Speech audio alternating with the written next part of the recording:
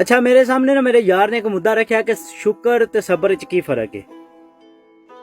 कि ਜਿਹੜੀ ਸ਼ਾਇਦ ਸਾਨੂੰ नहीं मिलती कि ਉਹਦੇ ਸਾਨੂੰ ਸਬਰ ਕਰਨਾ ਜ਼ਰੂਰੀ ਹੈ ਜਾਂ ਸਾਨੂੰ ਸਬਰ ਕਰਨਾ ਚਾਹੀਦਾ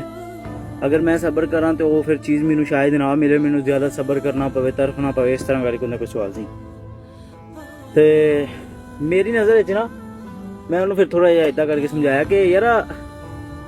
ਜਿਵੇਂ ਹਸਰਤ ਤੇ ਰਸ਼ਕ ਦੇ ਵਿੱਚ ਪਤਾ ਫਰਕ ਕਿੰਨਾ ਕੁ ਹੈ ਮਾਮੂਲੀ ਜਿਹਾ ਮਿਸਾਲ ਕਿ ਕਿਸੇ ਕੋਲ ਅਗਰ ਤੁਸੀਂ ਗੱਡੀ ਵੇਖਦੇ ਹੋ ਤੇ ਅਸੀਂ ਕਹਿ ਦਿੰਦੇ ਆ ਨਾ ਕਿ ਕਦੀ ਇਹ ਗੱਡੀ ਮੇਰੇ ਕੋਲ ਹੁੰਦੀ ਨਾ ਇਹ ਹਸਦ ਹੈ ਤੇ ਜੇ ਅਸੀਂ ਕਹਿ ਦਈਏ ਨਾ ਰੱਬਾ ਸੋਹਣਿਆ ਉਹ ਗੱਡੀ ਮੈਨੂੰ ਬੜੀ ਚੰਗੀ ਲੱਗੀ ਏ ਇਹਦੇ ਨਾਲ ਦੀ ਮੈਨੂੰ ਵੀ ਦੇ ਇਹ ਜਿਹੜਾ ਨਾ ਆ ਜਾਂਦਾ ਰਸ਼ਕ ਕਰਨਾ ਠੀਕ ਉਹਦੀ ਸ਼ੈ ਉਹਦੇ ਕੋਲ ਮੈਨੂੰ ਇਹਦੇ ਨਾਲ ਦੀ ਮਿਲ ਜੇ